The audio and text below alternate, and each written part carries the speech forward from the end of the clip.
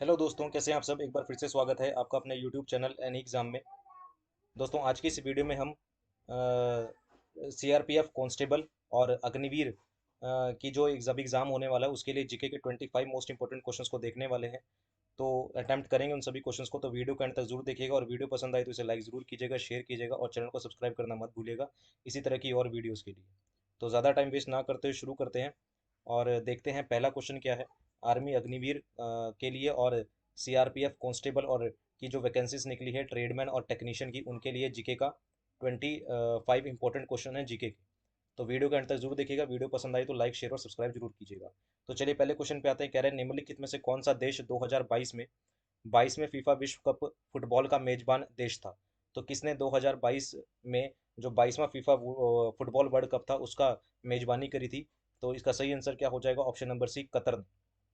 तो कतर देश था जिसने 2022 में 22वें फीफा वर्ल्ड कप की जो की थी, क्या की थी, मेजबानी की थी। अगले क्वेश्चन की ओर बढ़ते हैं। अगले क्वेश्चन में कहता है कि अंतर्राष्ट्रीय योग दिवस कब मनाया जाता है। तो अंतर्राष्ट्रीय योग दिवस कब मनाया जाता है? जून 20 को, जून 21 को, जून 22 को या फिर जून 23 को। तो अंतर्राष्ट्रीय योग दिवस मनाया जाता है आपका ऑप्शन नंबर बी, जून 21 को अंतर्राष्ट्रीय योग दिवस मनाया जाता है। ऑप्शन नंबर बी करेक्ट हो जाएगा। नेक्स्ट क्वेश्चन पे आते हैं। अगले क्वेश्चन में कहता है कि जलियांवाला बाग किस शहर में स्थित है। कमेंट करके बताएंगे कि जलियांवाला बाग जो है वो किस शहर में स्थित है। फगवाड़ा, अमृतसर, गांधीनगर या फिरोजपुर। तो जलियांवाला बाग जो है वो कौन से शहर में स्थित है? इसका सही आंसर क्या हो जाएगा? ऑप्शन नंबर बी, अमृतसर में स्थित है। कौन सा? Jallianwala Bagh. Option number B इसका करेक्ट हो जाएगा। नेक्स्ट क्वेश्चन पे आते हैं। अगले क्वेश्चन में कहता है कि सौर मंडल का सबसे गर्म ग्रह कौन सा है। सौर मंडल का सबसे गर्म ग्रह कौन सा है? बुध ग्रह, शुक्र, बृहस्पति या फिर आपका शनि। तो सौर मंडल का सबसे गर्म ग्रह आपसे पूछ रहा है। तो सौर मंडल का सबसे गर्म ग्रह है आपके पास ऑप्शन नंबर बी, शुक्र ग्रह जो है वो सौर मंडल का सबसे गर्म ग्रह है। और शुक्र को अगर इंग्लिश में बोले तो शुक्र को इंग्लिश में वीनस बोला जाता है। ठीक है, तो वीनस ग्रह जो है, शुक्र ग्रह जो है वो आपका सौर मंडल का सबसे गर्म ग्रह है। अगले क्वेश्चन की ओर बढ़ते हैं। अगले क्वेश्चन में कहता है कि निम्नलिखित में से किस शहर ने एरो इंडिया 2023 की मेजबानी की। विच of the following city hosted the arrow India 2023। 2023 में 23 की एरो इंडिया की मेजबानी कौन सा शहर ने करी है? मुंबई, बेंगलोर, चांदीपुर या फिर अंबाला। तो इसका सही आंसर क्या हो जाएगा? ऑप्शन नंबर बी हो जाएगा। बेंगलोर देश ने एरो इंडिया 2023 की क्या करी है? मेजबानी करी है। अगले क्वेश्चन की ओर आते हैं। अगले क्वेश्चन में कहता है कि लेंस की क्षमता का एसआई मात्रक डैश अक्षर से निरूपित किया जाता है। The SI unit of the power of lens is denoted by the letter. जो लेंस की क्षमता का लंग क्षमता जो होती है, एसआई मात्रक जो होता है, उसको किस अक्षर से डिनोट किया जाता है? एस से, ए से, डी से या एम से। साइंस का क्वेश्चन है, इंपॉर्टेंट क्वेश्चन है। तो लेंस की क्षमता का एसआई मात्रक जो है वो ऑप्शन नंबर सी, डी से डिनोट किया जाता है। ऑप्शन नंबर डी इसका करेक्ट हो जाएगा।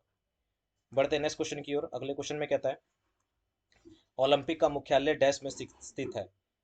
Where is the headquarter of the Olympic located. Olympic जो होती है उनका जो मुख्यालय है, हेडक्वार्टर है, वो कौन से देश में है? स्विट्जरलैंड में है, एथेंस में है, बार्सिलोना में है या हेलेंस्की में है। तो इसका सही आंसर क्या हो जाएगा? ओलंपिक का जो मुख्यालय है वो ऑप्शन नंबर ए, स्विट्जरलैंड में स्थित है। ऑप्शन नंबर ए इसका करेक्ट हो जाएगा।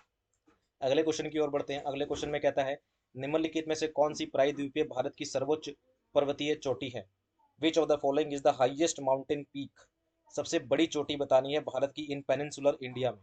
तो अन्नाई मुड़ी है, नीलगिरी है, अमरकंटक है या गोमनपुर है। तो भारत यानी कि पेनिनसुलर इंडिया की सबसे ऊंची चोटी कौन सी है? तो इसका सही आंसर क्या हो जाएगा? ऑप्शन नंबर ए, अन्नाई मुड़ी। अन्नाई मुड़ी जो है वो पर्वतीय प्रायद्वीपीय भारत की यानी कि पेनिनसुलर इंडिया की सबसे ऊंची चोटी है। अगले क्वेश्चन पे आते हैं। कह रहे हैं कि 1764 में डैश की लड़ाई हुई थी। 1764 में किसकी लड़ाई हुई थी? तो 1764 में the battle of dash took place. किसकी लड़ाई हुई थी 1764 में? पानीपत की, बक्सर की, प्लासी की या वंडी वॉश की। तो इसका सही आंसर क्या हो जाएगा? ऑप्शन नंबर बी, 1764 में वन बक्सर का युद्ध लड़ा गया था। ठीक है ना, 1764 में किसका युद्ध लड़ा गया था? बक्सर का युद्ध लड़ा गया था। ठीक है, बैटल ऑफ बक्सर हुई थी। और किस किस के बीच ये लड़ा गया था अगर आपसे ये पूछ लिया जाए तो ब्रिटिश सरकार यानी कि ईस्ट इंडिया कंपनी के बीच में ये लड़ा गया था, ब्रिटिश सरकार के बीच में, और नवाब ऑफ बंगाल के बीच में ये लड़ा गया था।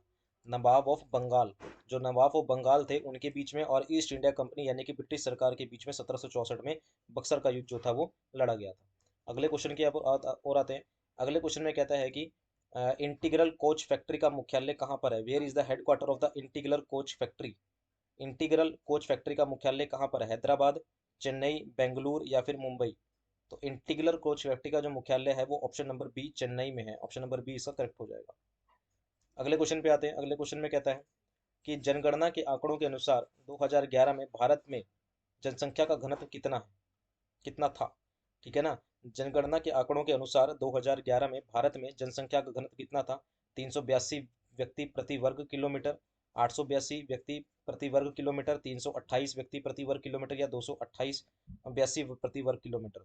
तो 2011 की जनगणना के अनुसार एक वर्ग किलोमीटर में 382 लोग रहते हैं। ठीक है ना। 2011 की जनगणना के अनुसार प्रति वर्ग किलोमीटर में, यानी कि 1 किलोमीटर के दायरे में 382 लोग रहते हैं। तो ऑप्शन नंबर ए इसका करेक्ट हो जाएगा। अगले क्वेश्चन की ओर बढ़ते हैं।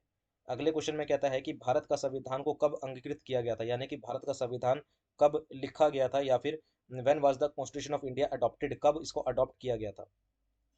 तो भारत का संविधान कब अंगीकृत किया गया था, ये किया गया था 26 नवंबर 1949 को भारत का संविधान जो था वो अंगीकृत किया गया था। और भारत के संविधान को लिखने में 2 साल 11 महीने और 18 दिन का जो था वो टाइम लगा था, किसको, भारत के संविधान को लिखने में। ठीक है ना। और कब ये पावर में आया था, अगर आपसे पूछ ले कि भारत का संविधान को कब लागू किया गया था, पावर में कब आया था, तो ये पावर में आया था 26 जनवरी 1950 को। 26 जनवरी 1950 को ये पावर में आ गया था। ठीक है ना। और ये सबसे लंबा संविधान है पूरे दुनिया का। आगे बात करते हैं, नेक्स्ट क्वेश्चन पे आते हैं। नेक्स्ट क्वेश्चन में कहता है कि मृत्यु दंड से समाधान का अधिकार निम्न में से किसके पास है। तो मृत्यु दंड से समाधान कौन कर सकता है। मान लीजिए किसी को मृत्यु दंड हुआ और उसको क्षमा करना है, तो ये अधिकार किसके पास है। भारत के राष्ट्रपति के पास, भारत के प्रधानमंत्री के पास, भारत के प्रधान न्यायाधीश के पास, या भारत के सॉलिसिटर जनरल के पास। तो इसका सही आंसर क्या हो जाएगा, ऑप्शन नंबर ए, भारत के राष्ट्रपति यानी कि प्रेसिडेंट के पास ये पावर होती है कि वो मृत्यु दंड को क्या कर सकता है, माफ कर सकता है। और ये कौन से आर्टिकल में है, अगर इसका आर्टिकल आपसे पूछ ले कि कौन से आर्टिकल ये पावर देता है प्रेसिडेंट को, तो आर्टिकल नंबर 72 में ये पावर दी गई है कि प्रेसिडेंट जो है वो मृत्यु दंड को जो है वो माफ कर सकता है। तो आर्टिकल 72 में ये बात बोली गई है। ठीक है। तो ऑप्शन नंबर ए इसका आंसर हो जाएगा। नेक्स्ट क्वेश्चन पे आते हैं। अगले क्वेश्चन में कहता है कि निम्नलिखित में से किस गीत ने ऑस्कर 2023 में सर्वश्रेष्ठ मूल गीत का पुरस्कार जीता। कौन सा गीत है, ठीक है ना, जिसने ऑस्कर 2023 में, ध्यान रखिएगा ये करंट अफेयर का क्वेश्चन है, पेपर में पूछा जा सकता है। सर्वश्रेष्ठ मूल गीत का जो है वो पुरस्कार जीता है, यानी कि बेस्ट ओरिजिनल सॉन्ग का गीत पुरस्कार जीता। तो सही आंसर क्या हो जाएगा, option number D, Naatu Naatu. यानी कि आरआर फिल्म, आरआरआर जो फिल्म है, ट्रिपल आर जो फिल्म है आरआरआर, उसमें नाटू नाटू एक सॉन्ग है। ठीक है ना, उसमें उसने ये अवार्ड जीता है। ऑप्शन नंबर डी करेक्ट हो जाएगा। अगले क्वेश्चन पे आते हैं। नेक्स्ट क्वेश्चन में कहता है कि मानव शरीर की सबसे लंबी अस्थि कौन सी होती है। मानव शरीर की सबसे लंबी अस्थि की बात हो रही है यहाँ पर। Which bone is the largest bone in human body. मानव शरीर की सबसे लंबी अस्थि, फीमर, ह्यूमस, टीबिया, या रेडियस। तो सही आंसर क्या हो जाएगा, ऑप्शन नंबर ए हो जाएगा, फीमर। तो मानव शरीर की सबसे लंबी हड्डी की बात करेगा तो वो कौन सी होती है, फीमर होती है। और फीमर को थाई बोन के नाम से भी जाना जाता है, थाई बोन। फीमर को थाई बोन भी कहते हैं। ठीक है ना। लार्जेस्ट बोन होती है, लॉन्गेस्ट होती है, और स्ट्रॉन्गेस्ट होती है। ठीक है। तो ऑप्शन नंबर ए इसका आंसर हो जाएगा। अगले क्वेश्चन पे आते हैं। अगले क्वेश्चन में कहता है कि एम के गांधी को महात्मा की उपाधि किसने दी थी, यानी कि महात्मा गांधी को महात्मा की उपाधि किसने दी थी। वो दी थी सरदार पटेल ने, जवाहरलाल नेहरू ने, सरोजनी नायडू ने, या रविंद्रनाथ टैगोर ने। तो सही आंसर क्या हो जाएगा, इसका सही आंसर हो जाएगा option number D, Rabindranath Tagore ने महात्मा गांधी को महात्मा की क्या दी थी, उपाधि दी थी। किसने दी थी, रविंद्रनाथ टैगोर ने इसे दी थी। ठीक है ना। और रविंद्रनाथ टैगोर को गुरुदेव के नाम से भी जाना जाता है। ठीक है ना। रविंद्रनाथ टैगोर टैगोर जी को किसके नाम से जाना जाता है, गुरुदेव के नाम से भी इन्हें जाना जाता है, ये भी आप ध्यान रखेंगे। ठीक है। बढ़ते हैं नेक्स्ट क्वेश्चन की ओर। अगले क्वेश्चन पे आते हैं, कह रहे हैं कि नोबेल गैस निम्नलिखित में से किस समूह से संबंधित है। नोबेल गैस निम्नलिखित में से किस समूह से संबंधित है, पहला समूह, पांचवा, 18वां, या 7वां। तो नोबेल गैस जो है वो 18वें समूह यानी कि सबसे आखिरी समूह से संबंधित है। ऑप्शन नंबर डी करेक्ट हो जाएगा। ठीक है ना। इसमें कौन कौन सी आती है, हीलियम आती है, नियॉन आती है, आर्गन आती है, क्रिप्टॉन आती है, जेनॉन आती है, रेडियन आती है। तो 18वें ग्रुप से ये संबंधित होते हैं। और मेंडलीव का जो आपके पास एटॉमिक जो पीरियोडिक टेबल है उसके अंदर 18 समूह है, यानी कि 18 ग्रुप है, और 7 पीरियड है। 7 क्या है, पीरियड है। अगले क्वेश्चन पे आते हैं। निम्नलिखित में से किसे जुदाई संत्रो मंत्र मंत्र की पुस्तक भी कहा जाता है। ठीक है ना। Which of the following is also known as the book of the magical sutra, यानी कि मंत्र तंत्र की बुक कहा जाता है। जुदाई सूत्रों यानी कि जिसमें मन मैजिकल सूत्र है, यानी कि मंत्र तंत्र हैं, वो कौन सी बुक है, वो है ऑप्शन नंबर बी, अर्थवेद। अर्थवेद को मंत्र तंत्र की बुक भी कहा जाता है। ऑप्शन नंबर बी करेक्ट हो जाएगा। ठीक है। इसके अंदर 20 खंड हैं। कितने खंड हैं? 20। इसके अंदर कितने खंड हैं? 20 खंड हैं। इसे मंत्र तंत्र की बुक भी कहा जाता है। इसके अंदर कितने मंत्र हैं? इसके अगर मंत्र की बात करेगा तो 24 हाइम्स हैं इसके अंदर। कितने हाइम्स हैं? 24 हाइम्स हैं। और मंत्र की अगर बात करेगा तो 6000 मंत्र हैं इसके अंदर। कितने मंत्र हैं? 6000 मंत्र इसके अंदर हैं। ठीक है, बढ़ते हैं नेक्स्ट क्वेश्चन की ओर। और दोस्तों, अगर वीडियो पसंद आ रही है तो लाइक ज़रूर कीजिएगा, शेयर कीजिएगा और चैनल को सब्सक्राइब करना मत भूलिएगा इसी तरह की और इंपॉर्टेंट वीडियोज़ के लिए। तो बढ़ते हैं, कह रहे हैं कि वॉलीबॉल की प्रत्येक टीम में खिलाड़ियों की संख्या डैश होती है। तो वॉलीबॉल की प्रत्येक टीम में कितने खिलाड़ी होते हैं? तो ऑप्शन नंबर सी करेक्ट हो जाएगा, 6 खिलाड़ी होते हैं वॉलीबॉल की प्रत्येक टीम में। अगले क्वेश्चन की ओर आते हैं। अगले क्वेश्चन में कहता है आपके पास कि जंतर मंतर को, जो भारत में यूनेस्को की विश्व धरोहर संपत्ति में से एक है, कहाँ स्थित है? जंतर मंतर जो भारत में यूनेस्को की एक विश्व धरोहर संपत्ति है, वो कहाँ स्थित है? तो इसका सही आंसर क्या हो जाएगा? ऑप्शन नंबर ए, जयपुर में ये स्थित है। ऑप्शन नंबर ए करेक्ट हो जाएगा। बढ़ते हैं अगले क्वेश्चन की ओर। कहता है निम्नलिखित में से किसने योजना आयोग का स्थापना स्थान लिया? ठीक है ना, यानी कि which among the following has replace the planning commission? किसने योजना आयोग का स्थान लिया था, यानी कि जो प्लानिंग कमीशन थी उसका स्थान लिया था? तो अब योजना आयोग का नया नाम क्या रख के क्या कर दिया गया था? नीति आयोग कर दिया गया था। ऑप्शन नंबर बी इसका आंसर हो जाएगा। ठीक है ना, नीति आयोग इसका नाम कर दिया गया था। ठीक है, आगे बात करते हैं, नेक्स्ट क्वेश्चन पे आते हैं। और आपको बता दें कि जो प्लानिंग कमीशन थी, यानी कि जो योजना आयोग की थी, इसकी जो स्थापना करी गई थी वो करी गई थी 15 मार्च 1950 को। इसकी जो स्थापना करी गई थी वो 15 मार्च 1950 को इसकी स्थापना करी गई थी। और 17 अगस्त 2014 को इसको खत्म करके नीति आयोग बना दिया गया था। ऑप्शन नंबर बी इसका आंसर हो जाएगा। अगले क्वेश्चन की ओर आते हैं। कह रहे हैं कि जल्लीकट्टू किस भारतीय त्योहार से संबंधित है?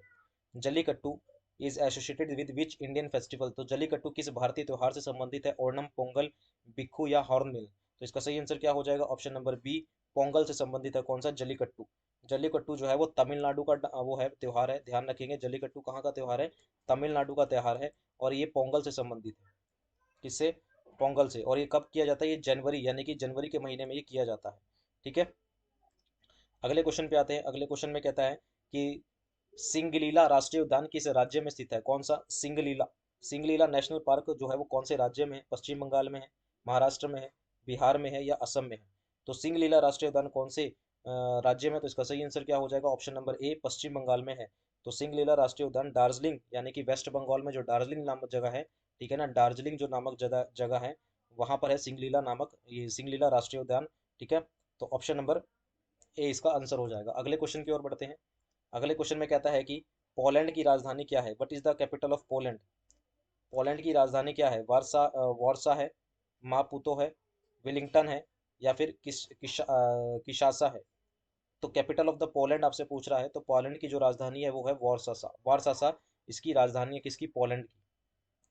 ठीक है, आगे बात करते हैं। और अगर आपसे पोलैंड की करेंसी पूछ ले तो पोलैंड की करेंसी है ज़्लोटी। ज़्लोटी जो है वो पोलैंड की करेंसी है। ठीक है ना, पोलैंड की करेंसी कौन सी है? ज़्लोटी है। आगे बात करते हैं, नेक्स्ट क्वेश्चन पे आते हैं। कह रहा है कि अशोक चक्र में कितनी तीलियां होती हैं? आपको सबको पता होना चाहिए कि अशोक चक्र में कितनी तीलियां होती हैं, 24, 26, 12 या 18? तो अशोक चक्र में कितनी तीलियां होती हैं? ऐसे करके चक्र होता है ना हमारा, ये इस तरह से हमारा चक्र होता है। ठीक है ना, और इसमें आपके पास ऐसे तीलियां होती हैं। तो कितनी तीलियां होती हैं अशोक चक्र में? तो अशोक चक्र में आपके पास 24 तीलियां होती हैं। ऑप्शन नंबर ए इसका करेक्ट हो जाएगा। अशोक चक्र में कितनी तीलियां होती है? 24 तीलियां होती हैं। और अशोक चक्र को फ्लैग के अंदर, हमारा जो भारतीय तिरंगा है उसके अंदर कब अडॉप्ट किया गया था, कब अपनाया गया था? तो ये अपनाया गया था 22 जुलाई को 1947 को हमारा अशोक चक्र जो था वो अपनाया गया था। ठीक है ना, और स्पिनिंग व्हील होता है ये, 24 तीलियां इसके अंदर होती हैं। और ब्लू इट सेंटर, ये सेंटर में कैसा होता है? ब्लू होता है। कलर भी ध्यान रखेंगे, ये पूछा जा सकता है। ब्लू इन सेंटर, ये सेंटर में क्या होता है? ब्लू कलर का होता है। और हमारे तिरंगे झंडे की जो रेशो होती है वो कितनी होती है? 2:3 होती है। कितनी होती है? 2:3 में हमारा क्या होता है? ब्लैक हमारा जो होता है वो झंडा होता है। ठीक है ना, विड्थ रेशो होती है 2:3 की।